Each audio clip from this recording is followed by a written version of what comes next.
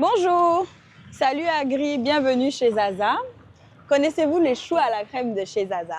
Sinon, suivez-moi, je vous montre comment les faire.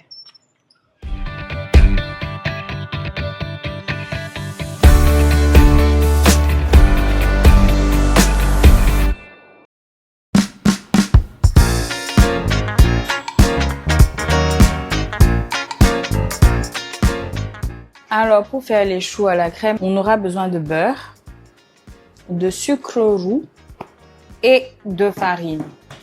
Ensuite, on aura besoin de jaune d'œuf. On aura besoin de poudre de vanille et de gousse de vanille. On aura aussi besoin de fécule de maïs ou de maïzena. Et l'élément le plus important, le lait. Et aussi donc du sucre blanc ou roux, peu importe, du sucre normal et de sel. On va commencer par le craquelin. Donc, d'abord, on va peser les ingrédients. Il faudrait surtout avoir les quantités fixes. Donc, quand dans une recette, dans une pâte à choux, on vous dit 100 g de beurre, respectez les 100 g de beurre. Parce que c'est très, très important. D'accord. Et où est-ce que Ariane a appris à faire des choux à la crème? J'ai d'abord appris toute seule sur Internet.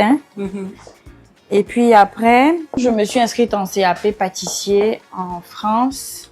Là, on a notre craquelin. Le beurre était un peu trop mou, mais c'est pas grave. Donc, on va l'étaler entre deux feuilles de papier cuisson. Tout ça convenablement.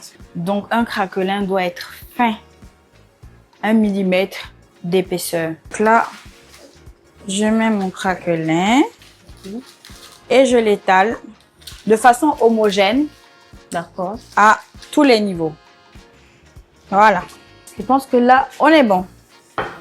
Donc, ça va aller au congélateur pour quelques minutes.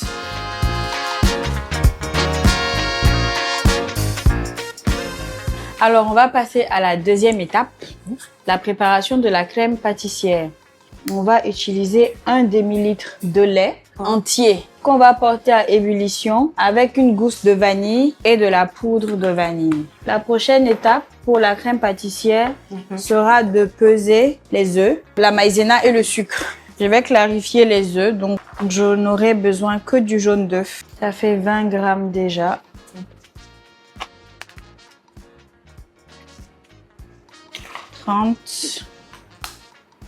Donc, j'ai mes 80 g d'œufs. Donc, une fois qu'on a fini avec les œufs, on ne touche plus. Là, je rajoute du sucre blanc, 100 g de sucre blanc et je rajoute de la maïzena, donc de la fécule de maïs. Pour cette quantité, je vais en mettre 40 g. Il est possible d'en mettre légèrement plus si vous voulez une crème un peu plus ferme. Mais je la préfère légère. Mélange bien. Je vais rajouter un peu d'arôme vanille. Mon lait est en train de bouillir. Donc, je vais retirer ma gousse de vanille. Donc, après avoir porté mon lait à ébullition, je verse la moitié dans mon mélange jaune d'œuf, sucre et maïzena. Je mélange bien. Et je remets à cuire jusqu'à ce que la préparation s'épaississe. On racle bien. Et ensuite, pour réussir une crème pâtissière, il ne faut jamais cesser de fouetter. Donc, on fouette jusqu'à épaississement. Voilà. Elle est bientôt prête. On va rajouter un peu de beurre. Pendant que c'est encore chaud, avant de réserver le temps qu'elle refroidisse. Et ensuite, vous la filmez au contact pour éviter qu'elle n'ait des croûtes à cause de l'air. Alors maintenant, nous passons à la troisième étape. Donc, la préparation de la pâte à choux. Je vais commencer déjà par peser mes œufs. Et c'est bon. Donc, selon le gabarit de vos œufs, vous pouvez avoir la même quantité de liquide et la même quantité d'œufs. Une fois les œufs pesés, on va maintenant passer à la préparation de la pâte. Pour avoir une bonne pâte, il faut que le fond de la casserole soit vraiment épais.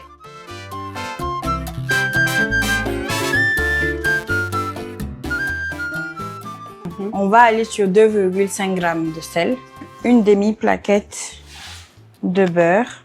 On va porter tout ça à ébullition. Donc, le beurre a fondu. Vous voyez que le beurre a fondu sans que le lait n'ait bouilli. Là, on va hors du feu. On ajoute la farine. D'accord. On mélange bien. Pour avoir bien mélangé, on remet cette fois-ci à feu fort. Et on va dessécher la pâte. Ça va nous aider à avoir une bonne pâte. Une fois que la pâte est prête, on va la mettre dans les œufs. On va fouetter avec la feuille du robot, pas avec le fouet en lui-même.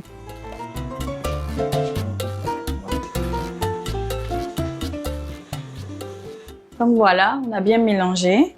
Ce que j'aime bien faire, c'est de pocher mes choux dans des petits moules à demi-sphère. On va passer au pochage. On va faire des mini choux aujourd'hui. Alors maintenant, ça va passer au congélateur pour quelques heures. Alors, notre pâte a bien figé au congélo. Et notre craquelin est parfait. On va commencer déjà par démouler la pâte. On espace bien parce qu'à la cuisson, les choux gonflent. Vous pouvez utiliser un tapis en silicone pour la cuisson, mais moi, je préfère travailler avec une plaque perforée comme celle-ci et du papier cuisson. Ça me garantit une bonne cuisson de mes choux. Maintenant, on va détailler le craquelin. On va utiliser un emporte-pièce de taille ronde. Donc, légèrement plus grand que les choux à la crème. Il a commencé à se ramollir. Donc, on va le détailler de la sorte. Le repasser au congélateur un peu avant de mettre sur les choux. Vous voyez? Là, j'ai détaillé ça convenablement. Et je le pose sur mon chou à la crème.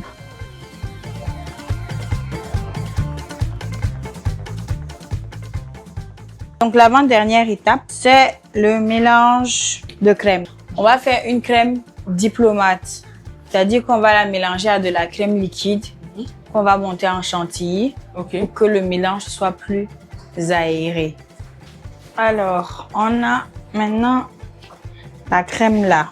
Elle est pleine de vanille. On voit les graines de vanille. Elle est bien onctueuse. Et on la passe au frais pour qu'elle soit un peu plus ferme avant de passer à la garniture. Donc, le temps que les choux soient prêts. Nous allons passer à la dernière étape qui est la garniture de nos choux à la crème. En temps normal, on utilise une douille comme ça. Mais c'est un peu très lent et c'est un peu compliqué. Donc, vous pouvez utiliser une douille cannelée. Vous coupez votre poche, pas besoin d'adaptateur. Vous remplissez votre poche de crème. Mélangez bien. Après l'avoir repassé au frais. Et vous commencez à garnir vos choux à la crème. Alors, vous faites un petit trou à l'intérieur et vous appuyez généreusement. Et votre chou devient plus lourd.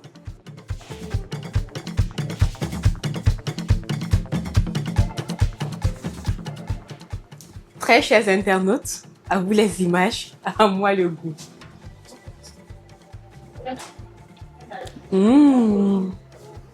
Alors, après dégustation, une vraie révélation gourmande. Ce chou à la crème est un pur délice. Une pâte légère et croustillante, une crème onctueuse et parfumée. Chaque bouchée fond en bouche. Un dessert aussi savoureux que simple à réaliser à la maison. Alors, si vous aimez faire plaisir et vous faire plaisir, lancez-vous. Portez-vous bien et on se dit à très bientôt pour une nouvelle recette. Au revoir.